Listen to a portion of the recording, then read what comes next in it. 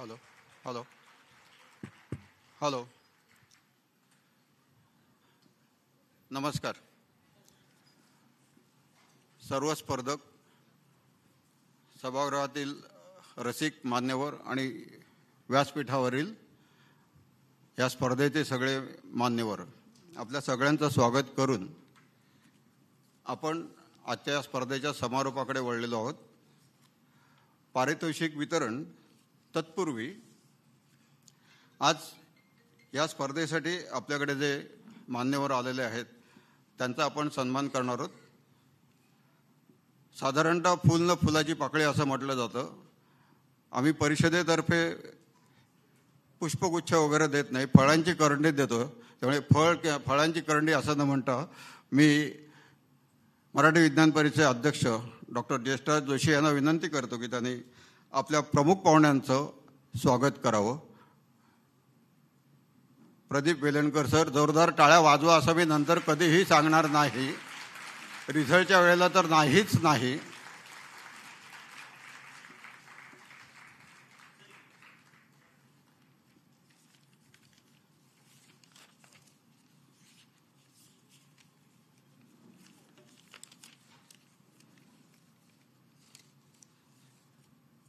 या संस्थेचे अध्यक्ष सुभाष कुलकर्णी, ज्यांच्या वास्तूमध्ये दरवर्षी हा आपण कार्यक्रम करत असतो, मी जोशी सरांना विनंती करतो की त्यांनी सुभाष कुलकर्णींचं स्वागत करावं.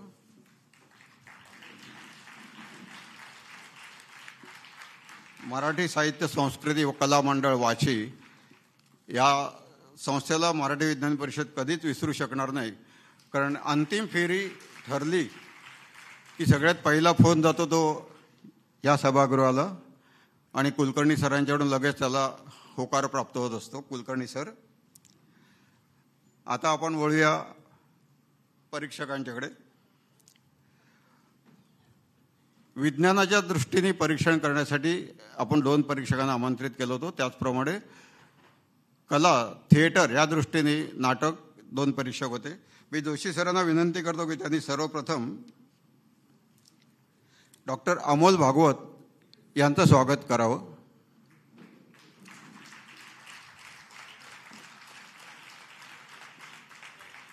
विज्ञानाच्या दृष्टीनं परीक्षण करणाऱ्या दुसऱ्या परीक्षक प्राध्यापिका सागरिका दामले.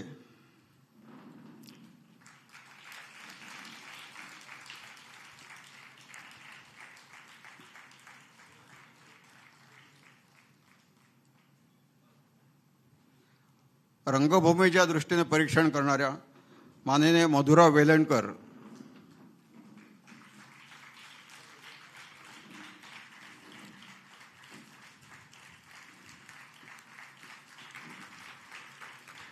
आणि या स्पर्धेतल्या आपल्या दुसऱ्या मान्यवर परीक्षका शीतल क्षीरसागर.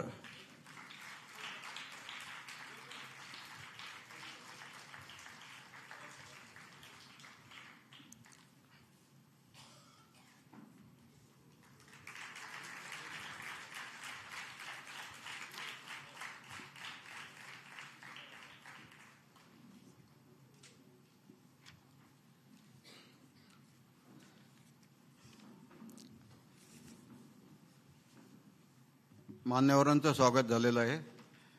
रिझल्ट तयार होऊन आलेला आहे. पण तत्पूर्वी सुरुवातीलाच म्हटलं तसं हे स्पर्धेचं 10वं वर्ष आहे. त्या 10 वर्षातल्या स्पर्धेचा आढावा, या स्पर्धेची प्रगती आपल्याला कळावी म्हणून मराठी विज्ञान परिषदेच्या विज्ञान अधिकारी सुचेता भिडे आपल्याला गेल्या 10 वर्षाचा इतिहास थोडक्यात सांगतील.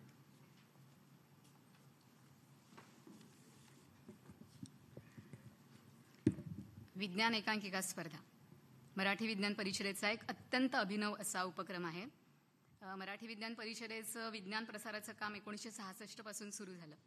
वेगवेगळ्या माध्यमातून, म्हणजे बेसिकली विद्यार्थ्यांबद्दल बरोबर जास्त काम केलं जातं. म्हणजे मला सांगायला खूप आनंद होतो की 2रीपासून आम्ही PhD पर्यंतच्या विद्यार्थ्यांना मार्गदर्शन करत असतो. म्हणजे कधी कधी गमतीने आम्ही असं म्हणतो की मराठी विज्ञान परिषदेमध्ये KG to PG असं विज्ञान प्रसाराचं काम चालू असतं. आणि याच्याबरोबर फक्त विद्यार्थीच नाही तर प्रौढांसाठी विविध कार्यक्रम घेतले जातात. तर याच्यामध्ये काही व्याख्यानं असतात वेगवेगळी विज्ञानाच्या विषयावरची. आणि शहरी शेती हा पर्यावरणाला पूरक असा एक उपक्रम परिषदेतर्फे घेतला जातो. हा प्रौढांसाठी आणि सगळ्यांसाठी असतो. स्त्रियांसाठी वेगवेगळे कार्यक्रम घेतले जातात आणि विशेष म्हणजे मराठी विज्ञान परिषदेचं वर्षातनं एक अधिवेशन होतं. महाराष्ट्रामध्ये एकूण 70पेक्षा जास्त विभाग आहेत मराठी विज्ञान परिषदेचे आणि दरवर्षी वेगवेगळ्या विभागात असं ते अधिवेशन घेतलं जातं आणि याच्यामध्ये लहान मुलं असतात, स्त्रिया असतात, प्रौढ असतात, असं सगळ्यांसाठी हा कार्यक्रम घेतला जातो. तर ही वाटचाल चालू असताना काहीतरी वेगळ्या प्रकारे विज्ञान प्रसार व्हावा असं मराठी विज्ञान परिषदेचे विद्यमान अध्यक्ष जे आपल्याबरोबर बसलेले आहेत डॉक्टर जे.व्ही. जोशी यांचं म्हणणं होतं आणि तो उपक्रम असा होता की मराठी एकांकिका कराव्यात आपण. पण त्या एकांकिका करताना म्हणजे शास्त्रज्ञ जेव्हा शोध लावतात तेव्हा त्यांची जी तळमळ असते किंवा आता आपण जे स्टेजवरती बघितलं की जे त्यांना परिश्रम घ्यायला लागतात हे लोकांपर्यंत जावेत. म्हणजे साधं उदाहरण आहे, आपण एक पटकन बटन दाबतो आणि दिवा लावतो, प्रकाशमान होते खोली, किंवा टीव्ही लावतो आणि आपल्याला दृश्य दिसायला लागतात, आवाज यायला लागतो. पण याच्यामागे शास्त्रज्ञांची खूप खटपट असते. ती काय खटपट असते हे लोकांपर्यंत पोचावं असा भाग होता. आणि मराठी विज्ञान परिषदेचं 2015 हे सुवर्ण महोत्सवी वर्ष होतं आणि त्यानिमित्ताने ही ॲक्टिव्हिटी सुरू केली. तर सगळ्यात पहिलं वर्ष म्हणजे 2015. तर आता जसं सरांनी सांगितलं आढावा, तर पहिलंच वर्ष होतं आणि अगदी आम्हाला जे अपेक्षित होतं तशा प्रकारे एकांकिका सादर केली.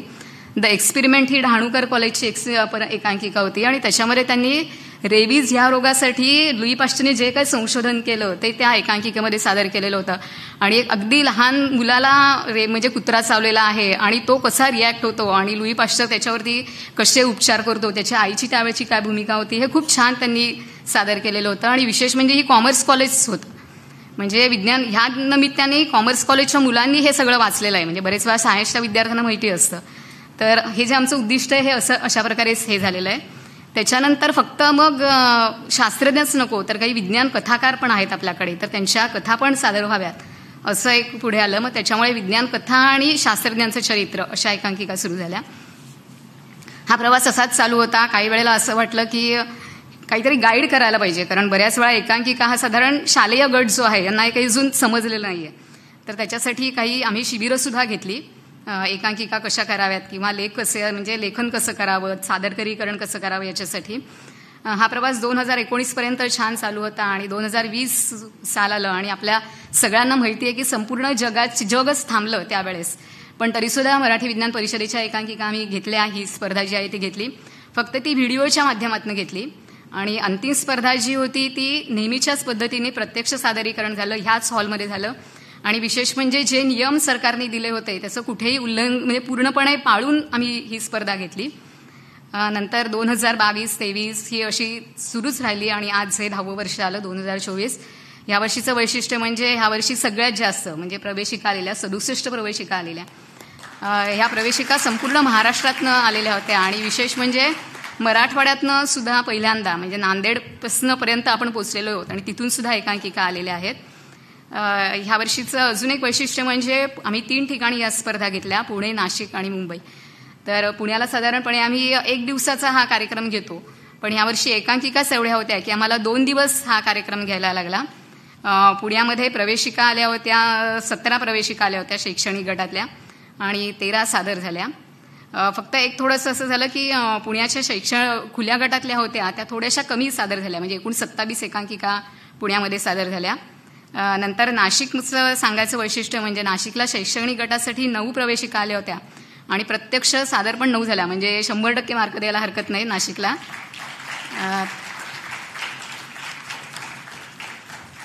नाशिकला खुल्या गटामध्ये 7 प्रवेशिका आल्या होत्या आणि प्रत्यक्ष 4 सादर झाल्या. त्याच्यानंतर मुंबईमध्ये आम्ही फेरी घेतली. मुंबईमध्ये शैक्षणिक गटात 14 प्रवेशिका आल्या होत्या आणि 10 एकांकिका सादर झाल्या आणि खुल्या गटामध्ये 10 एकांकिकांनी प्रवेशिका भरल्या होत्या आणि प्रत्यक्ष 8 सादर झाल्या. याच्यामध्ये बरेच वेळा असं दिसतो की फरक दिसतो, तर काही कारणं असतात. कधी कधी बरेच असं मध्ये काही मुलांचं बऱ्याच ठिकाणी असं आलं की मुलं आजारी आहेत आणि त्याच्यामुळे एकांकिका सादर करता येत नाही.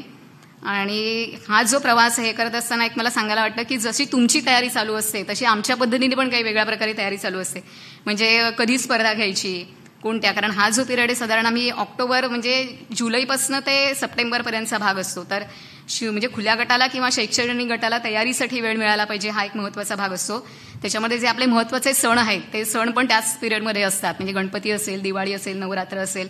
त्याच्यामुळे हा सगळा म्हणजे वेळापत्रक तयार करताना पण खूप अचूकपणे करायला लागतं किंवा खूप गोष्टी लक्षात घेऊन करायला लागतं.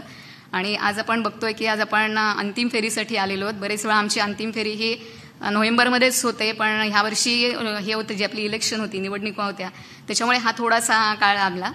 आणि आज ज्या एकांकिका झाल्या तो तुम्ही बघितलेल्याच आहेत. फक्त आता सगळेजण आपण उत्सुक आहोत तो रिझल्टसाठी किंवा अंतिम निकाल काय आहे ते. म्हणजे सगळ्यांना शुभेच्छा आहेत. या 10 वर्षाची अशी वाटचाल झाली आणि पुढे पण असाच आम्हाला प्रतिसाद मिळेल.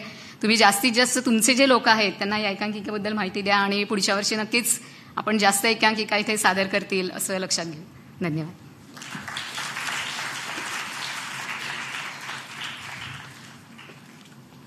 धन्यवाद सुचेता. थोडक्यात सुचेतांनी तुम्हाला सगळ्यांना मराठी विज्ञान परिषदेचा अँबॅसेडर केलेलं आहे. तुम्ही जास्तीत जास्त प्रचार करायचा आहे विज्ञान एकांकिकेचा. पारितोषिक वितरणासाठी सज्ज होत असताना सर्वप्रथम ज्या मान्यवरांनी आजच्या अंतिम फेरीचं परीक्षण केलं त्यांचा मी परिचय करून देतो. सर्वप्रथम शीतल क्षीरसागर.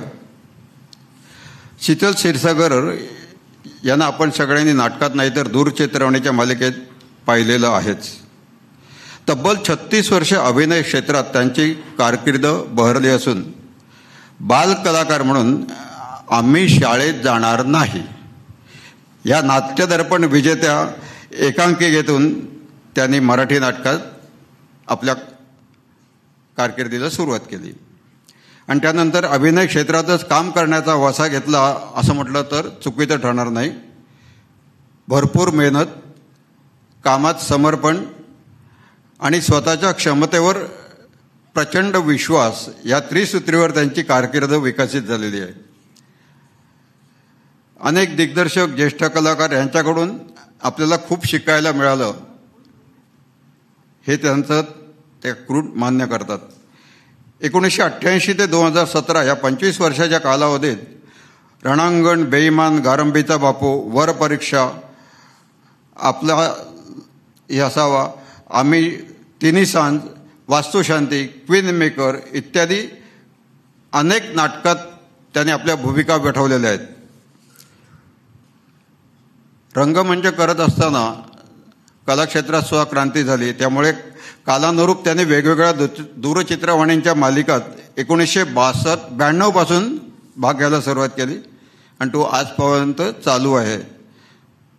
सध्याची सिरियल अगदी लेटेस्ट सांगायचं झाली तर नवरी मिळेल हिटलरला या मालिकेत त्या काम करत आहेत. कलर्स मराठीवरील रमा राघव, झी मराठीवरील माझी तुझी रेशीम गाठ, कारे दुरावा, एक होती राजकन्या सोनी टीव्हीवरचं, चक्रव्यूह, स्टार प्रवाह, आई कुठे काय करते, दुर्वा, अनोळखी दिशा इत्यादी मराठी मालिकात त्यांनी काम केलेलं आहे. एखादी मालिका चुकलो असेल तर त्या मला माफ करतील. तुम्हाला पाठ असेल तर सगळं ठीक आहे, चांगलंच आहे. याशिवाय झी मराठी, पूर्वीचं ATV या वाहिन्यावरील मालिकात त्यांनी भाग घेतलेला आहे.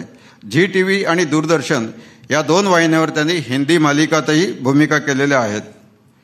याखेरीज त्यांनी रात्र आरंभ, एक होती वादी, शिर्डी के साईबाबा, रामचंद्र पुरुषोत्तम जोशी, सिनियर सिटीजन इत्यादी सुमारे 10 चित्रपटात काम केलेलं आहे. उत्कृष्ट अभिनेत्री म्हणून झी मराठी, संस्कृती, कला दर्पण, राज्य सरकार अशा वेगवेगळ्या मान्यताप्राप्त संस्थांकडून त्यांना पुरस्कार मिळालेले आहेत.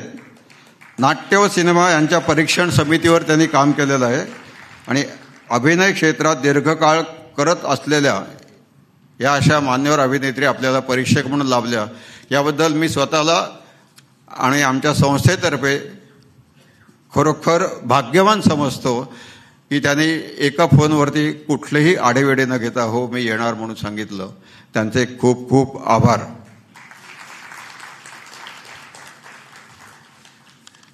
आपल्या दुसऱ्या परीक्षक आहेत सौ मधुरा वेलणकर साटम. आपल्याला त्यांची ओळख दूरचित्रवाणी, मालिका, चित्रपट, नाटके या माध्यमातून अभिनेत्री म्हणून झालेली असणार याची आम्हाला खात्री आहे. या क्षेत्रातील त्यांची कामगिरी 28 पेक्षा जास्त वर्षांची असून 15हून अधिक मालिका, मृण्मयी, तुमची मुलगी काय करते, 30हून अधिक चित्रपट नॉट ओनली मिसेस राऊत, खबरदार, बटरफ्लाय, अलिबाग आणि 40शीतले चोर, 7 व्यावसायिक नाटकं, लग्नबंबाळ, मिस्टर अँड मिसेस, तर 15हून अधिक प्रायोगिक नाटकं असा मोठा पल्ला त्यांनी आपल्या कारकिर्दीत पार पाडलेला आहे. त्याचबरोबर मराठी चित्रपट अनुदान समिती, बालरंगभूमी अभियान, अखिल भारतीय मराठी नाट्य परिषद यांच्या विविध समित्यावर त्यांनी काम केलेलं आहे. नाटकाच्या माध्यमातून व्यक्तिमत्व विकास या शिबिराच्या माध्यमातून 700हून अधिक विद्यार्थ्यांना त्यांनी मार्गदर्शन केलेलं आहे. राज्यपालांकडून कोविड योद्धा हा पुरस्कार सुद्धा त्यांना प्राप्त झालेला आहे. मधुरव ह्या पुस्तकाच्या त्या लेखिका असून त्याची 4थी आवृत्ती आता लवकरच येणार आहे. आणि ह्या मधुरच्या ऑनलाईन कार्यक्रमासाठी त्यांना राज्यपालांकडून कोविड योद्धा पुरस्कार हा सुद्धा प्राप्त झालेला आहे. मला वाटतं आपण टाळ्या वाजवण्यात थोडंसं कंजूसही करतोय का? नका करू, फक्त असं तर करायचं आहे. मी एकटा जोरात वाजवेन, जोरात वाजवा. कोविड योद्धाबरोबरच व्ही शांतानम पुरस्कार, उमेद पुरस्कार, कलागौरव पुरस्कार अशा अनेक पुरस्कारांच्या त्या मानकरी आहेत. आणि हे सगळं अभिनय क्षेत्रातले व्याप सांभाळून त्यांनी मराठी विषय घेऊन AB ही पदवी मिळवलेली आहे. त्याच्या पुढचं त्यांची सध्या PhDची तयारी चालू आहे. आमच्यातर्फे तुम्हाला खूप खूप शुभेच्छा. मधुरो बोरुते ब्लॉग हा नवीन कार्यक्रम त्या सध्या करीत असून त्याची निर्मिती, दिग्दर्शन व अभिनय अशा रंगमंचाच्या सगळ्या भूमिका त्या पार पाडत आहेत. याचे 33 प्रयोग झाले असून मराठी भाषा संवर्धनासाठी हे खरोखर अत्यंत महत्त्वाचं कार्य आहे. आणि ह्याच्यासाठी परत एकदा जरा टाळ्यात व्हायला काहीच हरकत नाही. याशिवाय मराठी कादंबरी लिखाणाचं कामही त्यांनी सुरू केलं आहे. अशा अभिनय व मराठी भाषा या दोन्ही क्षेत्रात उत्तुंग कामगिरी करत असलेल्या मधुरा वेलणकर आज आपल्याकडे परीक्षक म्हणून आल्या. त्यांचे खरोखर मनपूर्वक आभार, धन्यवाद.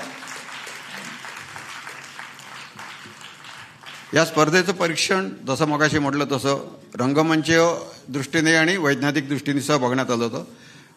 आपले जे विज्ञानाचे 2 परीक्षक आहेत त्यांचे परिचय आपल्याला करून देतील संस्थेचे कार्यवाह माननीय श्री दिलीप हिरलेकर.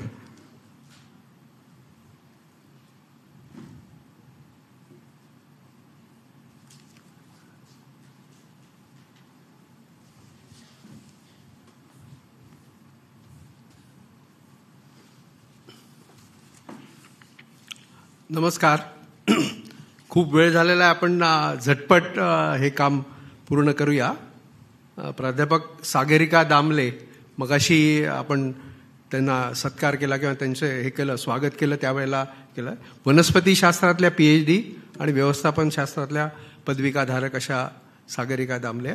जीवविज्ञान विषयामधलं महाविद्यालयीन स्तरावरचा अध्यापनाचा 34 वर्षाचा दीर्घ अनुभव आहे. आणि KC महाविद्यालय मुंबई येथून विभाग प्रमुख म्हणून गेल्या वर्षी त्या स्वेच्छानिवृत्ती घेतली आहे. अमेरिकेतल्या इलिनॉयस विद्यापीठातून DNA टेक्नॉलॉजी संबंधी पदवी समकक्ष अभ्यासक्रमही त्यांनी पूर्ण केला आहे. मुंबई विद्यापीठ व KC महाविद्यालय यामध्ये शिकणाऱ्या विद्यार्थ्यांना MSc व PhD करता मार्गदर्शक म्हणूनही त्यांना मान्यता आहे. त्यांचे 30हून अधिक शोधनिबंध प्रकाशित झाले आहेत. हे आंतरराष्ट्रीय आणि राष्ट्रीय नियतकालिकात आहेत, पुस्तकामध्येही आहेत. सध्या त्या marina management services private limited येथे कार्यकारी संचालक म्हणून काम पाहत आहेत. तिकडून स्वेच्छानिवृत्ती घेतली तरी त्या गप्प बसलेल्या नाही आहेत, एवढं आपण लक्षात घेऊया. जेनेटिक्स, बायो इन्फॉर्मेटिक्स, वनस्पतीशास्त्र, पर्यावरणशास्त्र या विषयामध्ये त्यांचा सखोल अभ्यास आहे. शासकीय आणि स्वयंसेवी संस्थात पर्यावरणविषयक सल्लागार म्हणून त्यांनी काम केलं असून राष्ट्रीय व आंतरराष्ट्रीय कार्यशाळा, परिषदा, चर्चासत्रात विषय तज्ज्ञ म्हणून त्या सहभागी झाले आहेत. विद्यार्थ्यांना अभ्यासक्रम बाह्य उपक्रमात सहभागी होण्यासाठी त्या नेहमी प्रोत्साहन देतात आणि त्यावेळेला त्याच्याकरता मार्गदर्शनही करतात. महाविद्यालय विद्यापीठातील अभ्यासक्रम विषयक तसेच व्यवस्थापन क्षेत्रातील अनेक समित्यामध्ये त्यांनी अनेक वर्ष काम केलं आहे. तसंच शासकीय आणि स्वयंसेवी संस्थांमध्येही महत्त्वाची जबाबदारी सांभाळली आहे. आदर्श शिक्षक पुरस्कार, जीवनगौरव पुरस्कार, देशपातळीवरील जीवविज्ञान विषयातील उत्कृष्ट शिक्षक पुरस्कार अशा अनेक पुरस्कारांनी त्यांचा सन्मान करण्यात आला आहे. आता जोरात टाळ्या होऊ दे.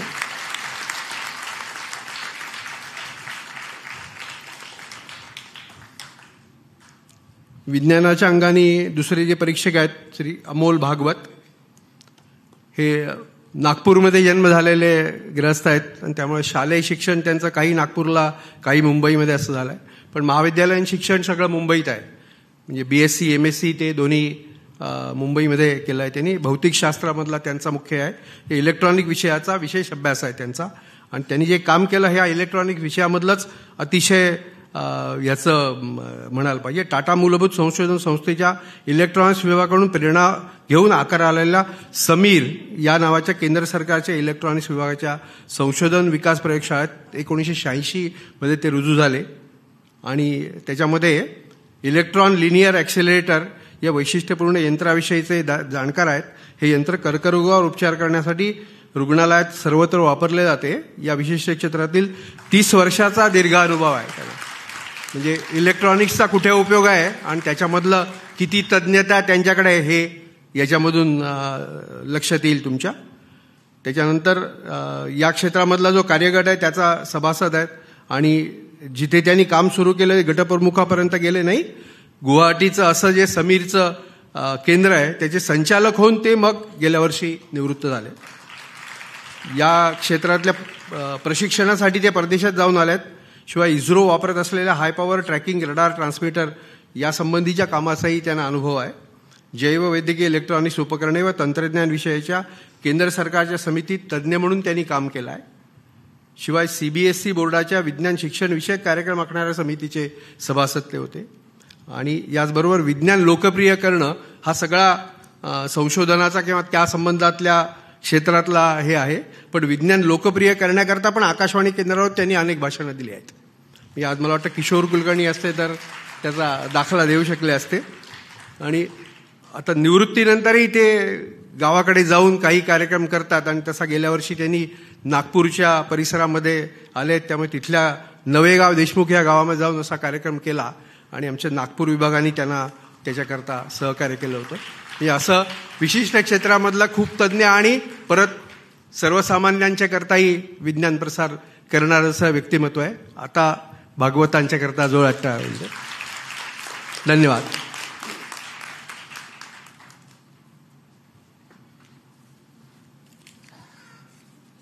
पारितोषिक वितरणाला सुरुवात करण्यापूर्वी मान्यवरांचे 4 शब्द ऐकणं हे आपलं म्हटलं तर खरोखर कर्तव्य असतं. त्यातला एक मान्यवर म्हणजे आज ज्या 4घांनी एकांकिकांचं परीक्षण केलं त्यांनी एकमताने जसे नंतरचे निर्णय लावले तसंच आत्तासुद्धा एकमताने त्यांच्या वतीनं शीतल क्षीरसागर बोलणार आहेत.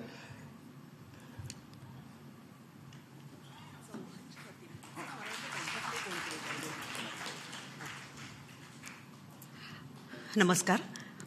मला माहिती आहे खूप उशीर झाला आहे त्याच्यामुळे मी खूप बोलून तुमचा अजून जास्त वेळ घेणार नाही आहे.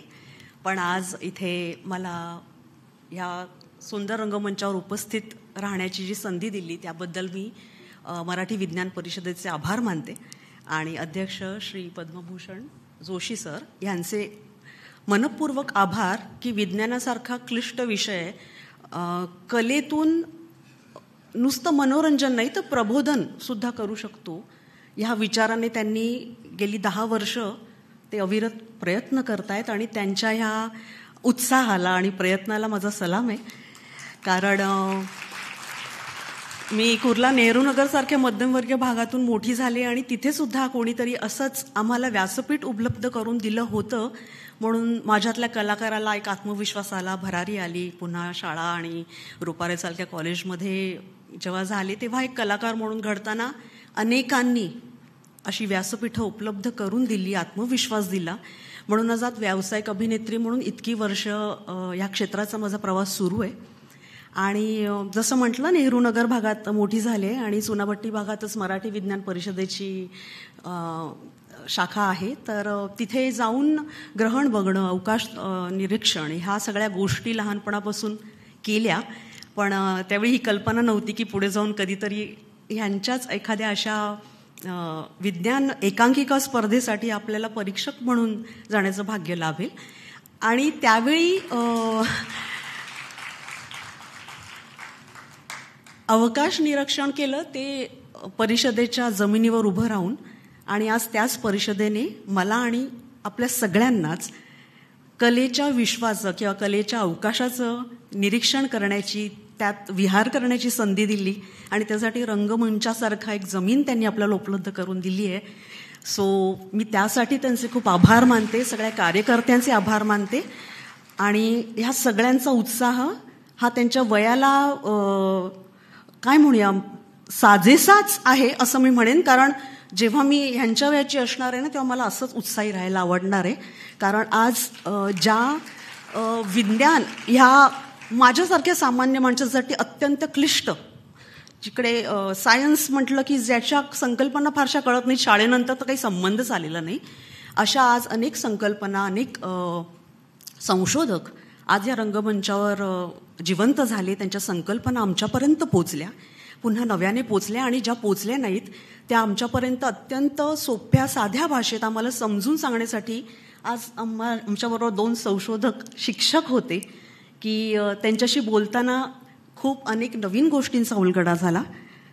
प्राथमिक फेरी आणि अंतिम फेरीमध्ये सहभागी झालेल्या सगळ्या रंगकर्मींचे मी मनापासून आभार मानते. आणि ज्या लहान मुलांनी इतक्या सुंदर मराठी भाषेत सायन्ससारख्या संकल्पना आमच्यापर्यंत पोहोचवल्या, अनेक क्लिष्ट मराठी शब्द उत्तम रीतीने उच्चारून आमच्यापर्यंत पोहोचवले, यासाठी त्यांच्या शिक्षकांचे, दिग्दर्शकांचे आणि त्यांच्या पालकांचे मी आभारी आहे. आणि मला कौतुक वाटतंय, आणि मला खात्री आहे की तुम्ही यापुढे त्यांना असं प्रोत्साहन द्याल. मला नेहमीच असं वाटतं की रंगमंचावर काम करणारा प्रत्येक विद्यार्थी किंवा आमच्यासारखा अनुभवी कलाकार हा व्यावसायिक कलाकार होईलच असं काही नाही आहे. पण मला असं वाटतं की एक सुजाण प्रेक्षक होणं हे खूप आवश्यक आहे. कलेच्या क्षेत्राला जो आदर अपेक्षित आहे तो ह्या क्षेत्रावर, या रंगमंचावर, या रंगमंचाच्या मागे काम केल्यानंतरच कळतो, आणि की त्यासाठी किती तुम्हाला द्यावं लागतं. आणि ही इतकी सोपी कला नाही आहे ह्याचं भान कुठेतरी जेव्हा तुम्ही ह्यासाठी काम करता तेव्हा येतं. आणि या सगळं तुम्ही तुमच्या लहान मुलांना आत्तापासून शिकवताय प्रॅक्टिकली, ह्याचा मला आनंद आहे. आणि आय एम जस्ट थँकफुल की तुम्ही हे करताय तुमच्या मुलांसाठी. आणि सगळ्यात महत्त्वाचं म्हणजे मी सगळ्या लेखकांचे आभार मानते की त्यांनी अनेक संशोधक आणि खूपशा संकल्पना आम्हाला अशा मनोरंजनाच्या माध्यमातून आमच्यापर्यंत पोचवल्या. विज्ञान हे एकांकिकेच्या स्वरूपात जर पोचणार असेल तर मला असं वाटतं की मराठी विज्ञान परिषदेने 10 वर्षच नाही, पुढची येणारी हजारो वर्ष ह्या रंगमंचाच्या माध्यमातून विज्ञान सर्वसामान्यापर्यंत पोचवावं. आणि आय एम शुअर की त्यांना त्या कामी मदत वेळोवेळी मिळेलच, आणि आम्ही सगळे आहोतच. तुमचा जास्त वेळ घेत नाही, तुम्हाला रिझल्ट तर कळेलच. आणि मला खात्री आहे की स्पर्धा आहे म्हटल्यानंतर प्रत्येकाला बक्षीस मिळणार नाही, हे फॅक्ट आहे. पण मी अनेक मुलांना मध्ये मध्ये भेटत होते आणि ते थांबले होते बघायला एकांकिका पुढच्या. त्याच्यामुळे त्यांना हेही कदाचित आत्ता एवढं नीटसं कळणार नाही, पण तरी त्यांच्या मनावर हे उमटलं असेलच की ते जे बघतायत त्यातून आज त्यांनी सादर केलेल्या संकल्पना वेगळ्या स्वरूपात किंवा वेगळ्या पद्धतीने कशा सादर होत आहेत, किंवा त्याचा आवाका त्यांच्या लक्षात आला असेल, आणि काहीच नाही तर एक खूप चांगलं काहीतरी त्यांच्या कानावर पडलं, त्यांना बघता आलं. आणि ह्यासाठी मी मराठी विज्ञान परिषदेचे आभार मानते की त्यांनी त्यांना अशी संधी उपलब्ध करून दिली. आणि मला सुद्धा आज एक सुंदर दिवस, अविस्मरणीय दिवस असा तुमच्या सगळ्यांबरोबर इथे घालवता आला, ह्याबद्दल मी आभारी आहे. तुमचं सगळ्या मुलांचं मराठी उत्तम आहे, ते अजून अजून वाढवा. काही थोडेसे प्रमाण मराठी भाषा आपल्याला बोलायला जिथे लागणार आहे तिथे ती प्रमाणच बोलली जावी असा आग्रह मी धरते. त्यामुळे न ट थ प फ ह्या उच्चार आपल्याला सांभाळावे लागतील. त्यासाठी खूप मराठी वाचा, खूप चांगलं ऐका, आणि God bless you all the very best.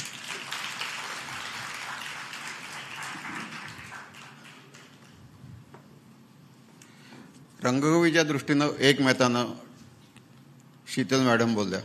त्यामुळे विज्ञानाच्या दृष्टीने सुद्धा एकमतानं सागरिका दामले बोलत आहेत.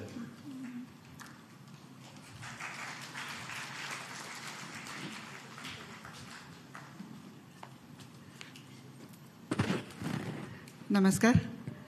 इथल्या सर्व ज्येष्ठ आणि श्रेष्ठ अशा व्यक्तींना सादर नमन करून मी अगदी 2च शब्द असं म्हणू शकत नाही, कारण आपण एक वाक्य बोललो तरी 2 शब्दापेक्षा जास्ती होतात. तर मी तुमचं 1 मिनिट घेणार आहे. आमच्या वतीने खरंच शीतलनी आता सगळंच सांगितलं. हो, म्हणजे माझ्या मनात जे काय होतं ते सगळं त्यांनी सांगितलं. त्यामुळे सर्वात प्रथम मला असं वाटतं की मी मराठी विज्ञान परिषदेचे आभार मानते. या आनंद सोहळ्याचे आम्हाला भागीदार बनवण्यासाठी त्यांनी जे कष्ट घेतलेत, कारण हा आजचा जो फायनलचा कार्यक्रम होता शेवटच्या दिवशीचा, त्याच्या आधी अंतिम फेरीच्या आधी इतक्या सगळ्या फेऱ्या, इतकं सगळं काम, संहिता बघणं, सगळ्यांकडनं लेख मागवणं किंवा संहिता मागवणं, amazing job. I think a big clap. आणि दुसरं मला असं म्हणायचं आहे की एक छोटीशी सूचना, कारण मी शिक्षक असल्यामुळे थोडंसं मला माफ करा, मी हे म्हणणार आहे. जेव्हा तुम्ही विज्ञान एकांकिका सादर करता तेव्हा मला वाटतं थोडं विज्ञान तपासून बघणं, विज्ञानाचे जे आपण पैलू मांडतो किंवा विज्ञानाचे जे प्रयोग सांगतो, किंवा कारण बघा मी तुम्हाला सांगते, तिथे जे बाकीचे लोक बसलेत ना, जे विज्ञान विषयक रुची असणारे जरूर असतील, पण त्यांना काही काही गोष्टी विज्ञानातल्या जसं म्हटलं माहिती नसतील. तुम्ही जे इथे सांगणार आहात ना ते प्रमाण मानणार आहेत. त्यामुळे तुम्ही जे इथे सादर करताय ते अचूकच असायला हवं. आणि ह्याच्यासाठी हा आग्रह लेखकांनी, दिग्दर्शकांनी, शिवाय विद्यार्थ्यांनी, कारण आज तुमचं वाचन काय, तुमच्या एका क्लिकवर तुमच्याकडे सगळी माहिती येते. अर्थात ती बरोबर की चूक हे आपल्याला जरा लक्ष देऊन बघायला लागतं. पण मराठी विज्ञान परिषदेचे सगळे ज्येष्ठ आणि श्रेष्ठ वैज्ञानिक इथे तुम्हाला उपलब्ध आहेत. तुम्ही जेव्हा संहिता लिहिता तेव्हा एकदा फक्त त्यांच्याकडे पाठवून, मला असं वाटतं की त्यांनी जर ती विचारली की हे सायंटिफिकली बरोबर आहे की नाही, की मग तुम्ही जे लिबर्टीज घेता, म्हणजे जे नाट्याच्या दृष्टीने जे तुम्ही ऑफकोर्स घ्यायला पाहिजे, कारण ते अत्यंत रुचकर पद्धतीने लोकांपर्यंत पोचायला पाहिजे, पण त्या रुचकरपणात विज्ञानाची कास कुठे सुटत नाही आहे ना, हे फक्त तुम्ही बघा, एवढीच माझी तुम्हाला विनंती आहे.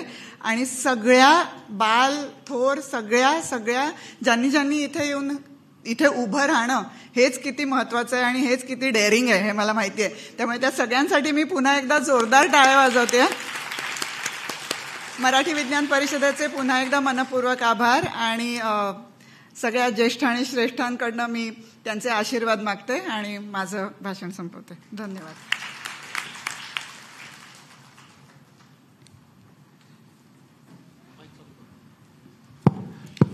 मागातपासून जो उल्लेख केला, मराठी कला संस्कृती मंडळ, साहित्य मंडळ या संस्थेचे अध्यक्ष हे सुद्धा विज्ञानाशीच संबंधित असल्यामुळे आणि त्यांच्यामुळेच अंतिम फेरी दरवर्षी इथे होत असल्यामुळे ते आपले 2 शब्द व्यक्त करतील. आणि त्याच्यासाठी त्यांना उठायची गरज नाही, तुमच्या पुढे माईक ठेवलेलं आहे, आपण जागेवर बसूनच तिथूनच बोलू शकता. धन्यवाद.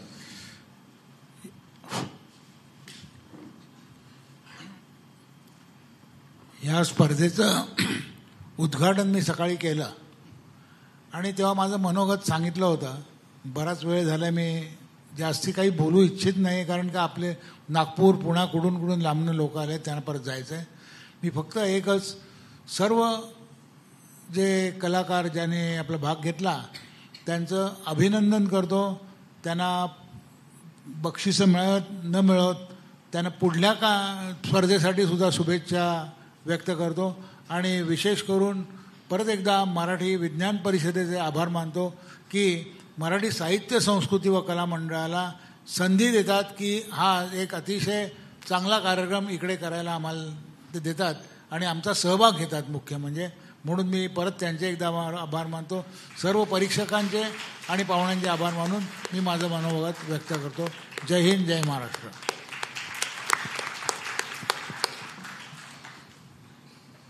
अर्थात आता आपल्याला मार्गदर्शन करणार आहेत किंवा विचार व्यक्त करणार आहेत आजचे प्रमुख पाहुणे माननीय प्रदीप वेलणकरजी.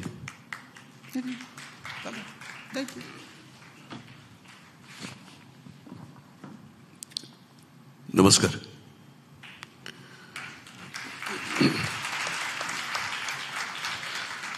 अत्यंत माननीय असा मंच, मराठी विज्ञान परिषदेचे अध्यक्ष जोशी सर, सुभाष कुलकर्णी सर, आजच्या स्पर्धेचे शास्त्राच्या अँगलमधून परीक्षक करणारे Sagarika Damle madam, Bhagwat sir, secretary इथले दिलीप हेल्लेकर सर, आणि नाट्याच्या बाजूनी परीक्षण करणाऱ्या 2 माझ्या सहकारी कलावंत मधुरा आणि शीतल, यांना सगळ्यांना अभिवादन करून मी 2 शब्द, म्हणजे खरंच 2 शब्द बोलणार आहे. कारण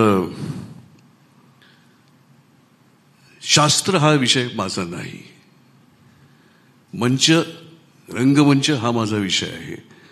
पण मंचाविषयी बोलण्याची फार लांबण लावण्याची काही गरज नाही, अशासाठी की सगळ्यांना उत्सुक आहेत की रिझल्ट काय लागला ते सांगा. तुमचे उपदेश आहेत ते आपण नंतर तुमच्या घरी येऊन घेऊ पाहिजे. तो रिझल्ट काय आहे तो पहिल्यांदा सांगा. आम्हाला कोणाकोणाला बक्षिसं आहेत, कारण त्याची जी उत्कंठा आहे ती मी फार लांबवू इच्छित नाही.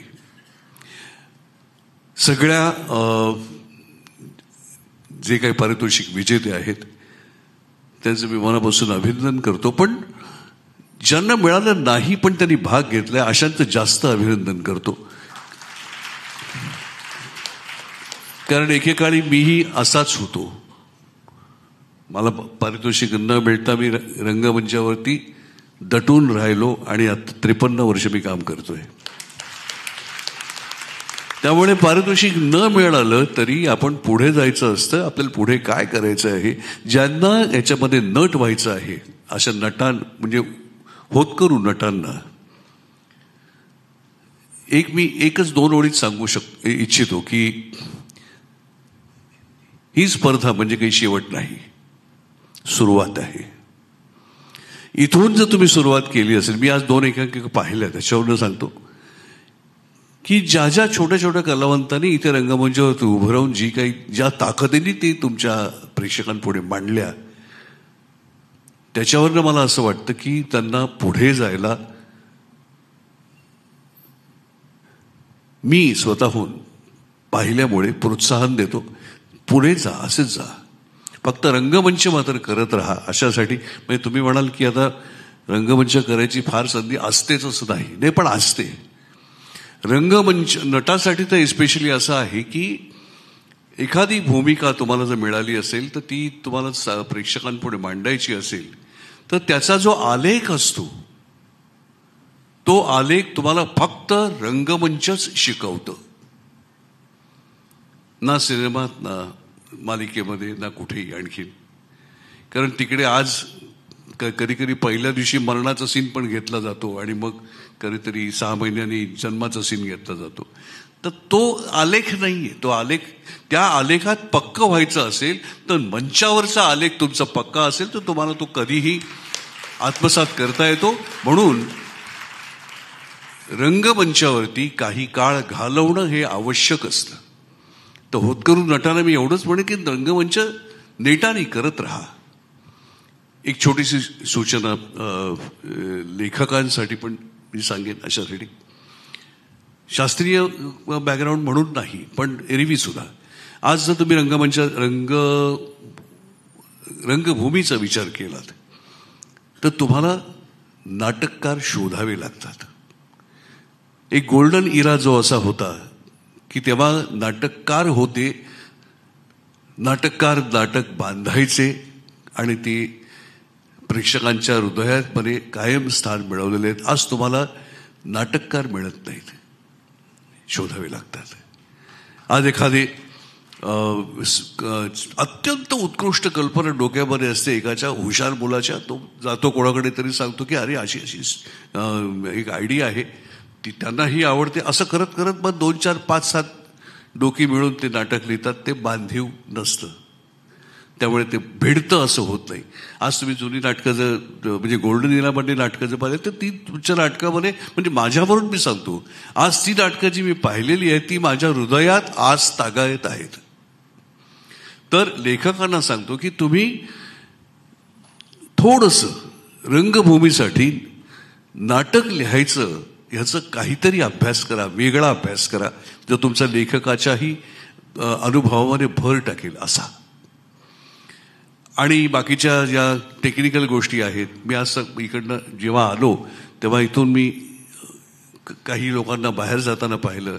त्याच्यात माझा एक सहकलाकारच म्हणत, तो बॅकस्टेजला असतो पण तो सहकलाकारच होता, शीतल तळपरे.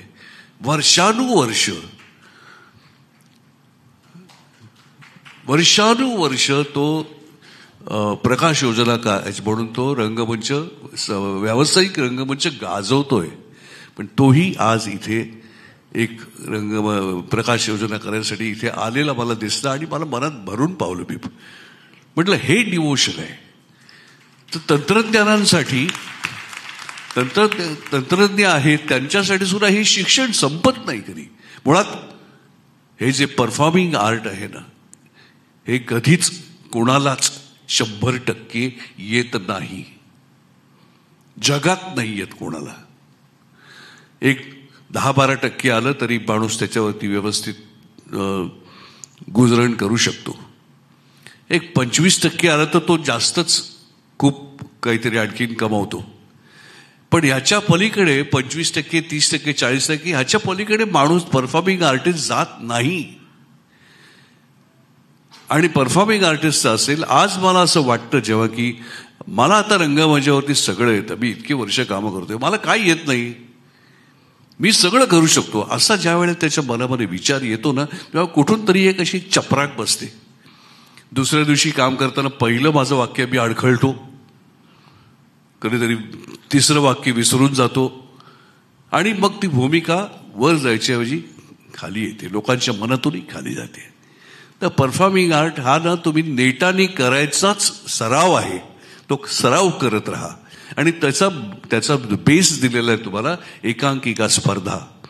हा शास्त्रीय हे आहे, हा वेगळा अँगल आहे. मी खरं मराठी विज्ञान परिषदेचं अभिनंदन याच्यासाठी करतो की हा एक वेगळा अँगल त्यांनी एकांकिकांना दिला आहे की याच्यातून तुम्ही शास्त्राचा विचार पुढे न्या.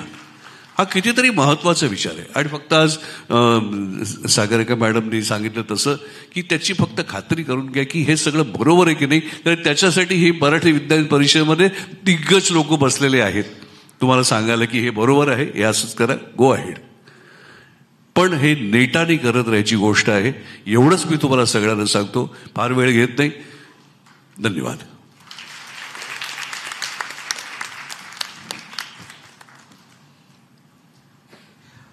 या स्पर्धेचे प्रणेते ज्यांनी ही कल्पना मांडली आणि मराठी विज्ञान परिषदेचे अध्यक्ष आमचे सर्वांचे लाडके माननीय JB जोशी सर,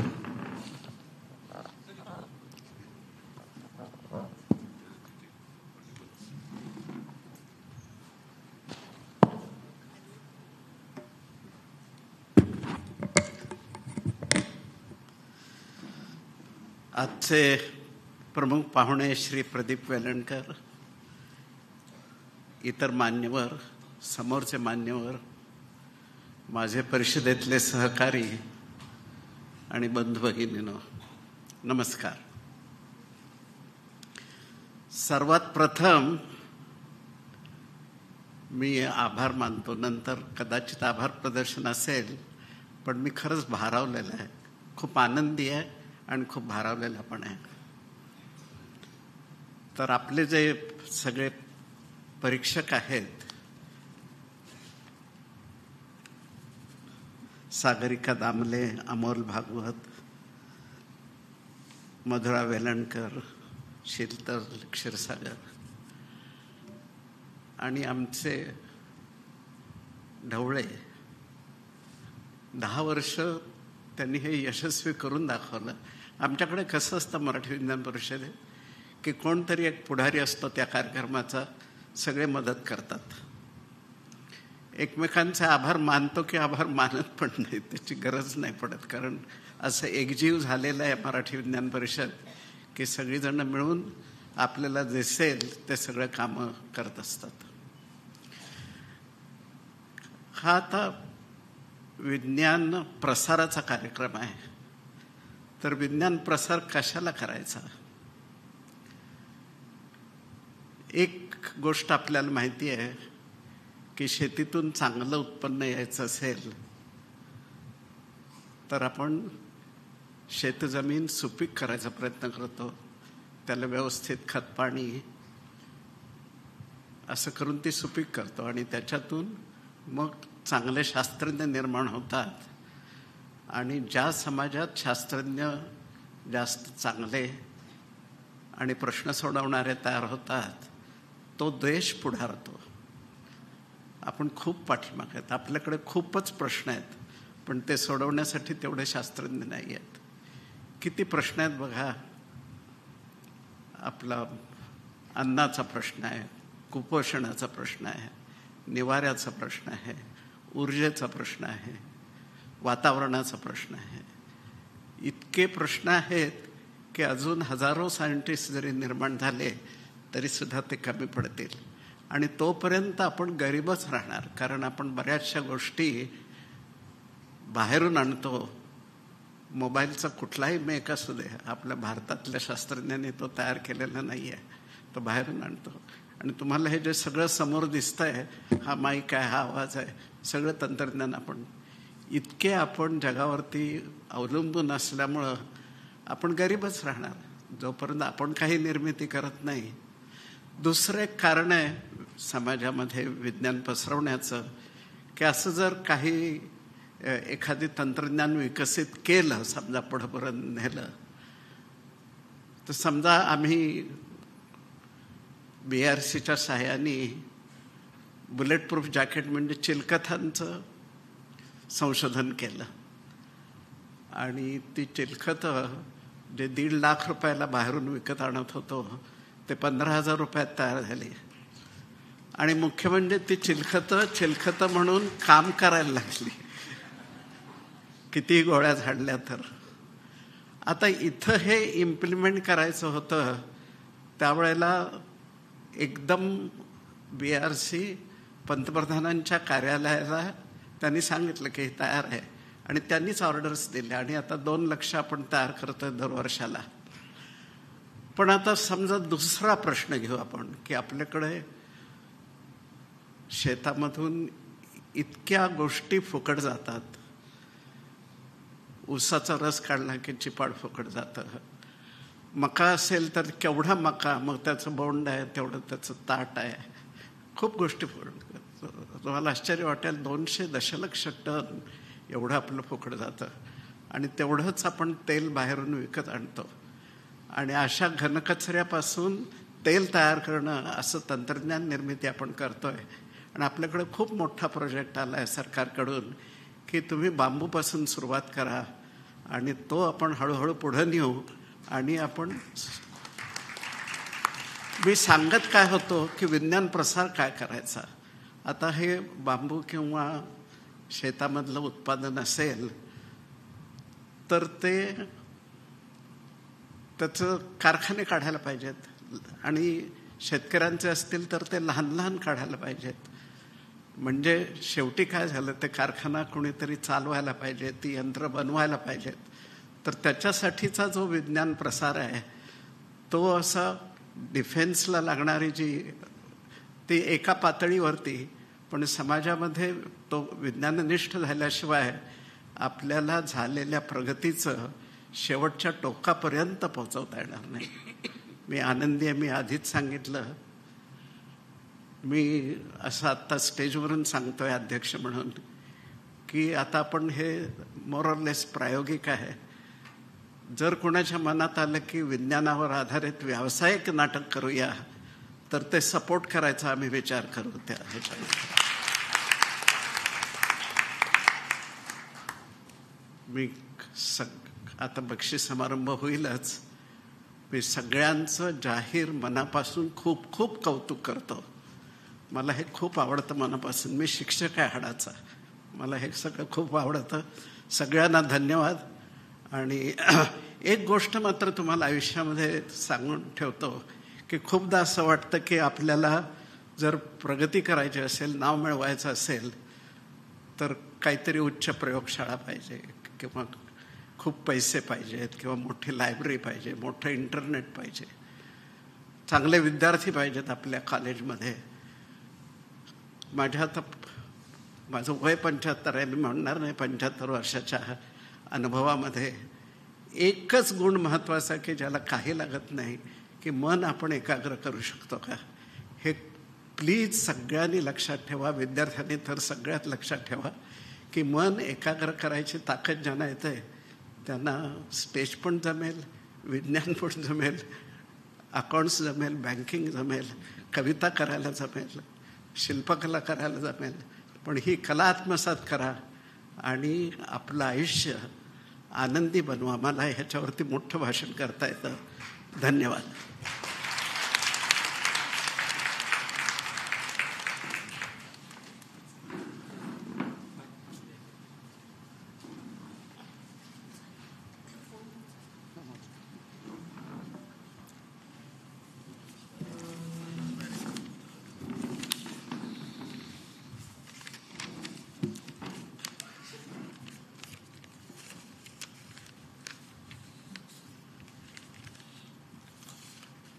पारितोषिक वितरण करण्यासाठी मी आता ते कॉल आउट करतोय. त्याच्या अगोदर एक राहिलेली गोष्ट, माझी चूक दुरुस्त करतोय.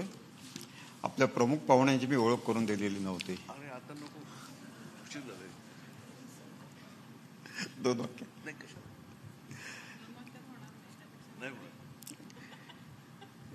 1971 पासून रंगभूमीशी संबंधित अनेक व्यावसायिक नाटकातून कार्यरत, मालिकातून, सिनेमातून कार्यरत.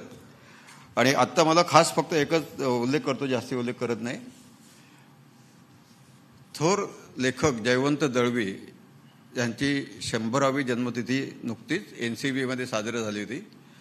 आणि तिथे परफॉर्म करण्यासाठी जे मोजके कलाकार होते त्यातलं प्रमुख व्यक्तिमत्व होतं प्रदीप वेलणकर.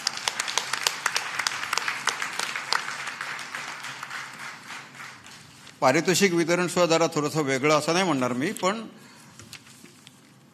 स्पर्धा सुरू झाल्यापासून एक व्यक्ती या स्पर्धेशी स्पर्धक म्हणून जशी संबंधित होती तशीच परीक्षक म्हणून सुद्धा संबंधित होती.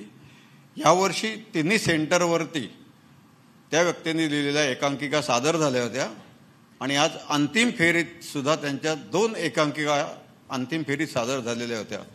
असे परिषदेचे एक चांगलं हितचिंतक राजीव जोशी, मी जोशी सरांना विनंती करतो की त्यांनी त्याचा सत्कार करावा. राजीव जोशी मला वाटतं आहेत, पत्रकार पण आहेत. महाराष्ट्र टाइम्स जर तुम्ही घेत असाल तर दर सोमवारी महाराष्ट्र टाइम्समध्ये रंगभूमी विषयक किंवा नाटकांचं परीक्षण लिहिणारे राजीव जोशी.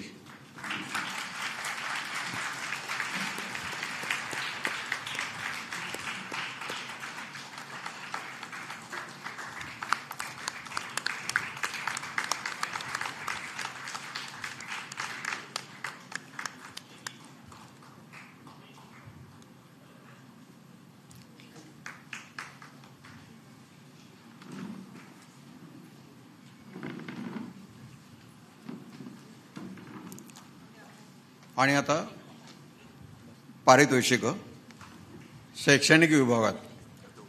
मला वाटलं तर जोरात टाळ्या वाजतील माझ्या या वाक्याला. ज्याच्यासाठी तुम्ही सगळे थांबले ते आता सुरू करतोय आपण. सर्वोत्कृष्ट अभिनय स्त्री कमला सोहनी पारितोषिक. संस्था SPM इंग्लिश स्कूल पुणे अभिनेत्री ईशाना जोशी. आणि शीतल मॅडमना विनंती करतो की त्यांनी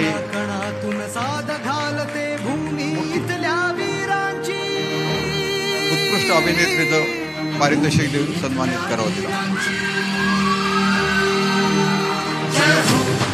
जय हो महाराष्ट्र माझा, जय हो महाराष्ट्र माझा, जय हो.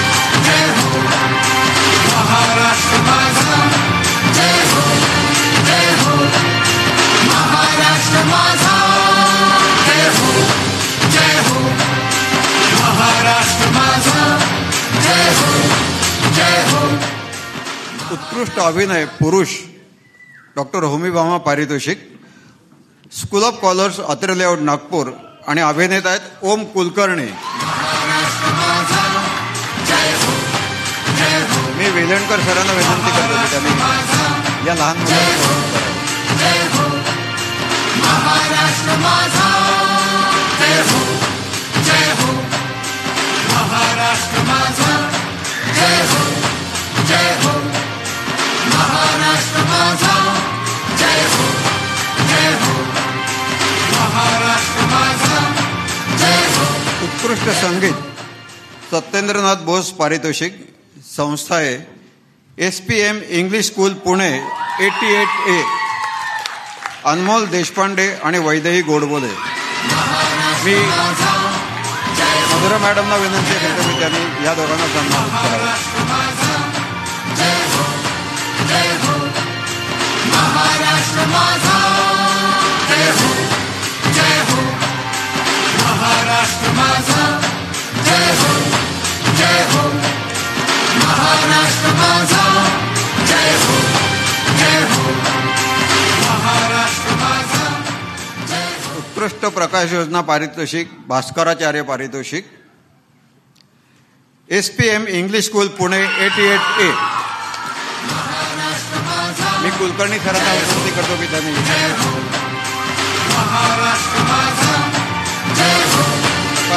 पारितोषिक देऊन महाराष्ट्र माझा जय हो जय हो महाराष्ट्र माझा जय हो जय हो महाराष्ट्र माझा जय हो जय हो महाराष्ट्र माझा जय हो जय हो महाराष्ट्र माझा जय हो जय हो महाराष्ट्र माझा जय हो जय हो महाराष्ट्र माझा जय हो.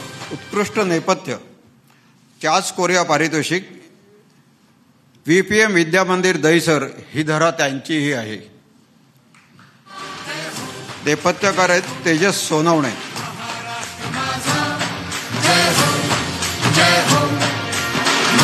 मी परत सरांना विनंती करतो वेगळा विषय आला. महाराष्ट्र माझा जय हो जय हो महाराष्ट्र माझा जय हो जय हो महाराष्ट्र माझा जय हो जय हो महाराष्ट्र माझा जय हो जय हो. उत्कृष्ट दिग्दर्शन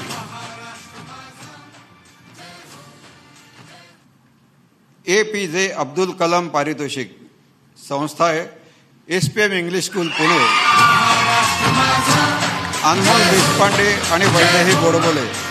महाराष्ट्र माझा जय हो जय हो जोशी सर. महाराष्ट्र माझा जय हो जय हो महाराष्ट्र माझा जय हो जय हो महाराष्ट्र माझा जय हो जय हो महाराष्ट्र माझा जय हो जय हो महाराष्ट्र माझा जय हो जय हो महाराष्ट्र माझा जय हो जय हो महाराष्ट्र माझा जय हो जय हो.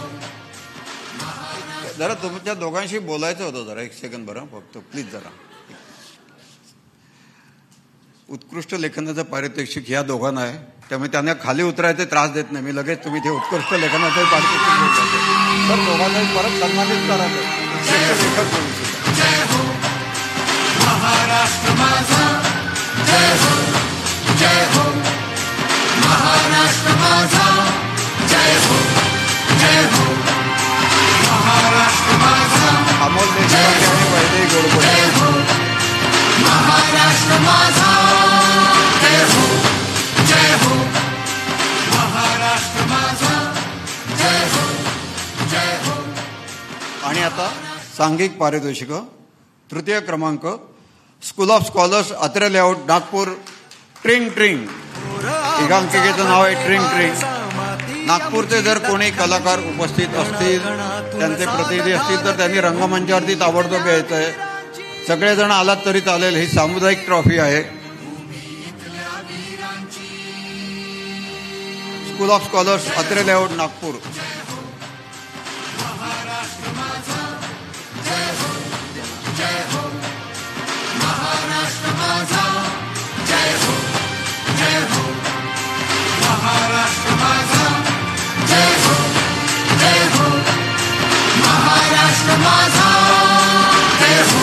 जोशी सर. महाराष्ट्र माझा जय हो जय हो. महाराष्ट्र माझा जय हो जय हो. महाराष्ट्र माझा जय हो जय हो. महाराष्ट्र माझा जय हो जय हो. महाराष्ट्र माझा जय हो जय हो. महाराष्ट्र माझा जय हो जय हो. महाराष्ट्र माझा जय हो जय हो. महाराष्ट्र माझा जय हो जय हो. महाराष्ट्र माझा जय हो जय हो. लेआउट महाराष्ट्र माझा यांचे जय शिक्षक हो जय हो. असे कोणी नाही आहेत का? महाराष्ट्र माझा जय हो विशाल मॅडम, जय हो. आपण आलेले आहात. महाराष्ट्र माझा जय हो. तुम्ही या कलाकारांना प्रोत्साहन दिलं म्हणूनच त्यांना बक्षीस मिळत आहे. त्यामुळे तुम्ही इथे येणं आवश्यक आहे. जय हो. महाराष्ट्र माझा या लवकर. जय हो जय हो. महाराष्ट्र माझा जय हो जय हो. महाराष्ट्र माझा जय हो जय हो. महाराष्ट्र माझा जय हो. विशाल मॅडमांचा उल्लेख एवढ्यासाठी करतोय की स्पर्धेच्या पहिल्या वर्षापासून नागपूरमधून सहभागी होणारी शाळा अत्रे लेआउट, नागपूर. महाराष्ट्र माझा जय हो जय हो. महाराष्ट्र माझा जय हो जय हो. महाराष्ट्र माझा जय हो जय हो. द्वितीय क्रमांक सांघिक. VPM विद्यामंदिर दहिसर. ही धरा त्यांची आहे. जय हो जय हो. महाराष्ट्र माझा जय हो जय हो. महाराष्ट्र माझा जय हो जय हो. महाराष्ट्र माझा जय हो जय हो. महाराष्ट्र माझा जय हो जय हो. दुसरं बक्षीस त्यांना माहिती होतं म्हणून दोघंच जण आलेले आहेत. जय हो जय हो. महाराष्ट्र माझा जय हो जय हो. महाराष्ट्र माझा जय हो जय हो. महाराष्ट्र माझा जय हो जय हो. महाराष्ट्र माझा जय हो जय हो. महाराष्ट्र माझा जय हो जय हो. महाराष्ट्र माझा प्रथम पारितोषिक देण्यासाठी वेलणकर सर आणि जोशी सर.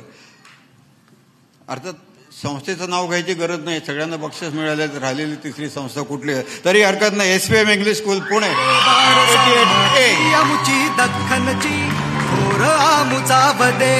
अरे बक्षीस इकडे मिळणार आहे, सभागृहात नाही, रंगमंचावरती मिळणार आहे. साध घालते भूमीतल्या वीरांची.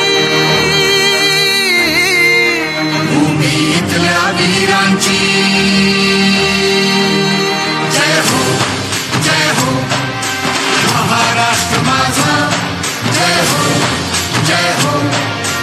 महाराष्ट्र माझा जय हो जय हो. महाराष्ट्र माझा जय हो जय हो. महाराष्ट्र माझा जय हो जय हो. महाराष्ट्र माझा जय हो जय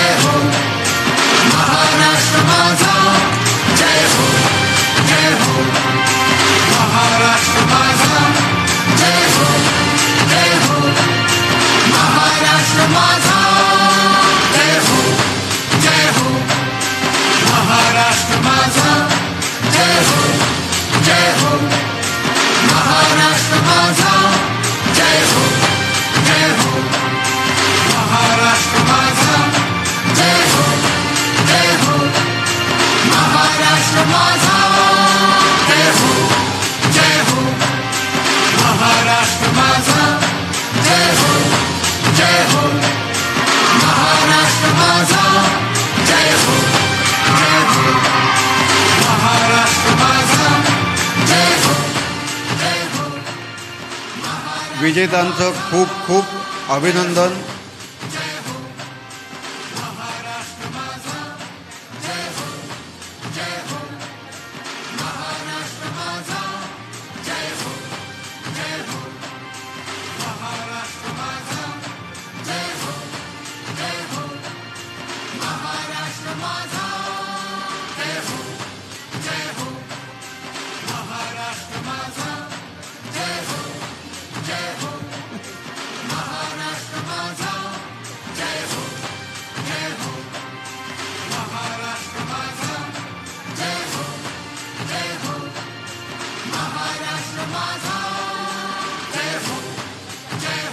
परत एकदा अभिनंदन.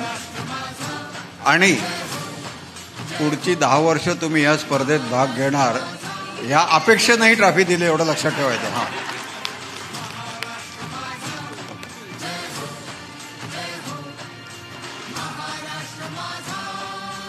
आता आपण वळूया खुल्या गटाकडे.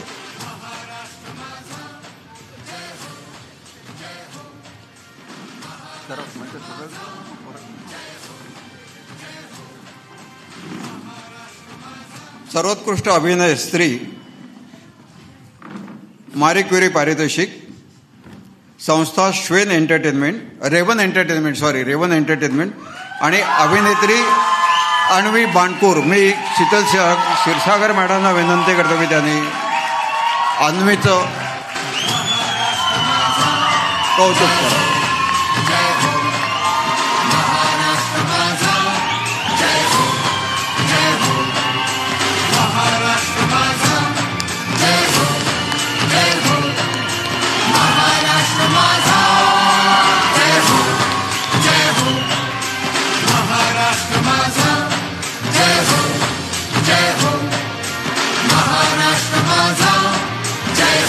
अन्वी नुसती अभिनेत्री नाहीये, तर एक कुशल प्रशासक आहे म्हणायला हरकत नाही.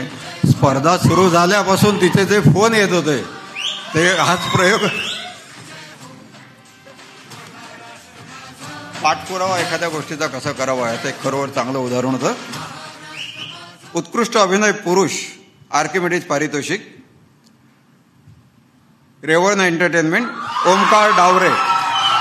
मी भागवत सरांना विनंती करतो की त्यांनी ओमकारचं कौतुक करावं.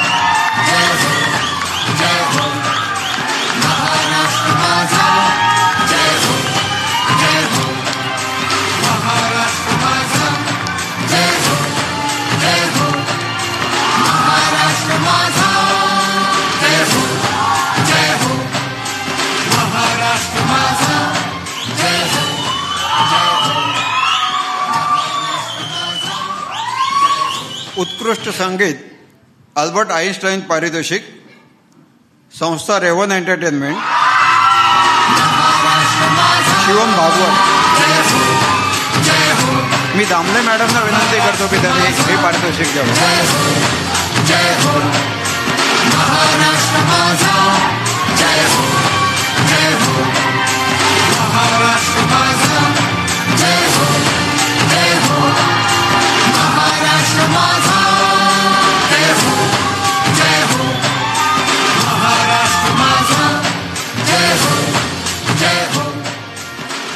उत्कृष्ट प्रकाश योजना आयझॅक न्यूटन पारितोषिक रेवन एंटरटेनमेंट. संकेत पाचशे.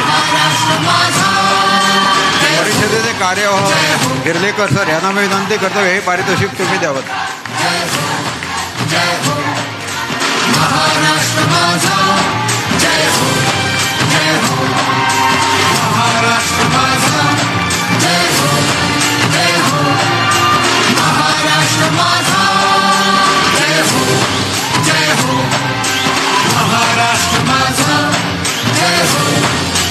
उत्कृष्ट नेपथ्य लॉरी बेगर पारितोषिक अर्थात रेवन एंटरटेनमेंट.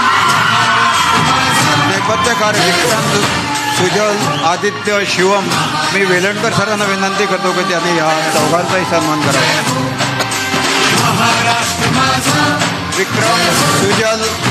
विक्रम सुजल आदित्य शिवम. बक्षीस तुम्ही घेणार आहात की मी घेऊ?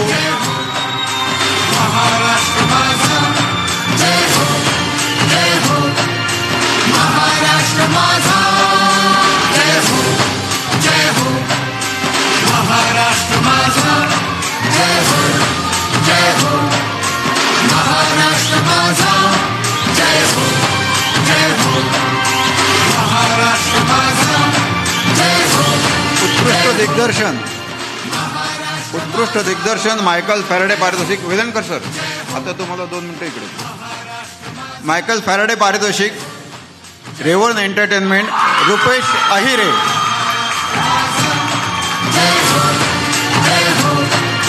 महाराष्ट्र माझा जय हो जय हो महाराष्ट्र माझा जय हो जय हो महाराष्ट्र माझा जय हो.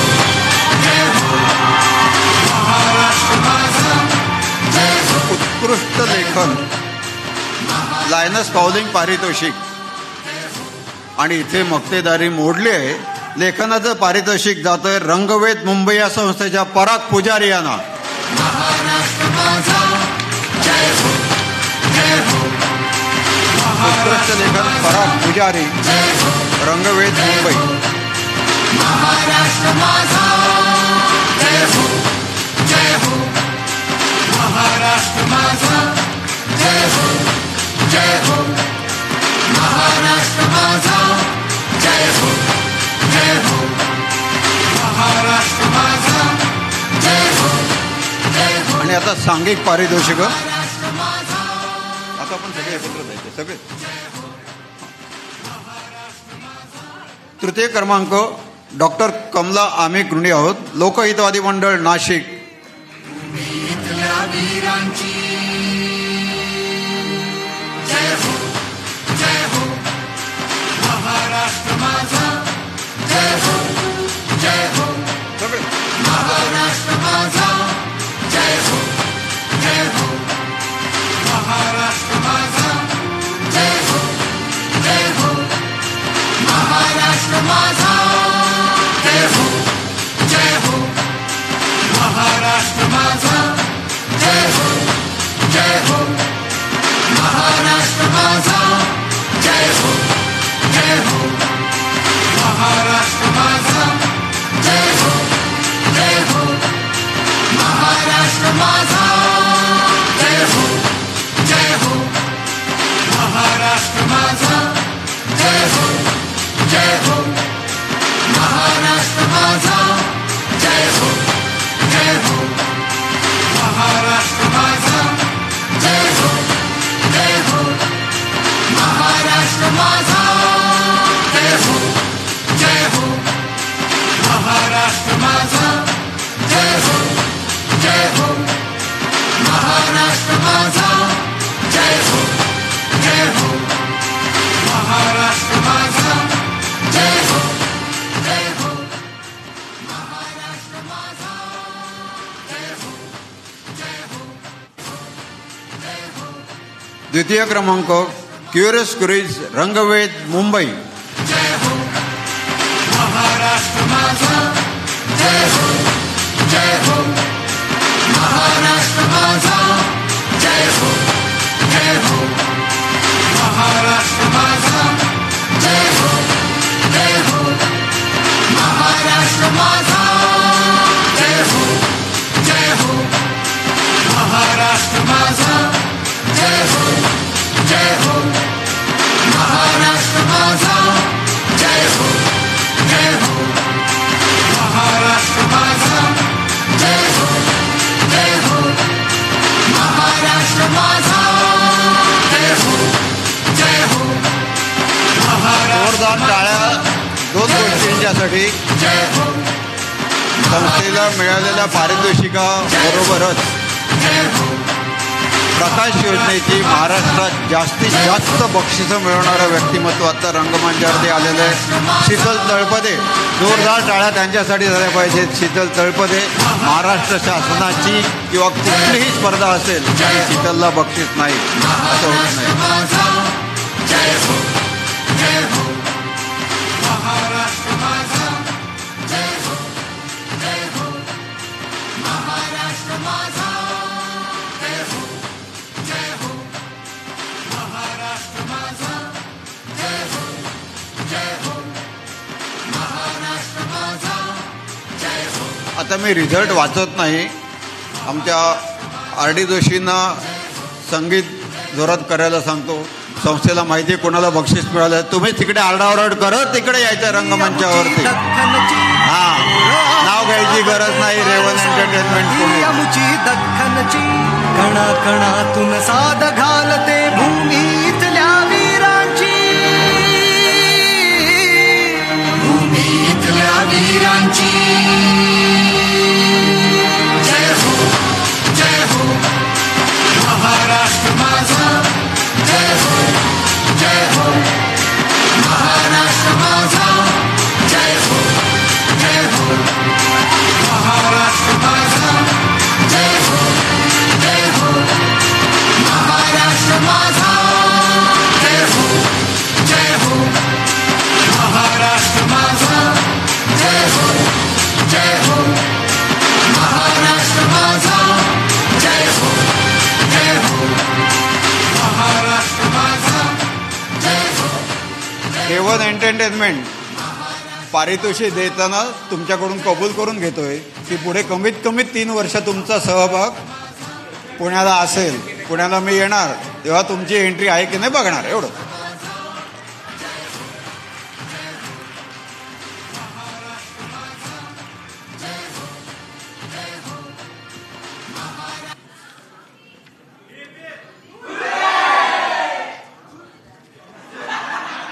सुदर्शन रंगमंच पुणे आपली वाट बघतोय. चांगलं केलं.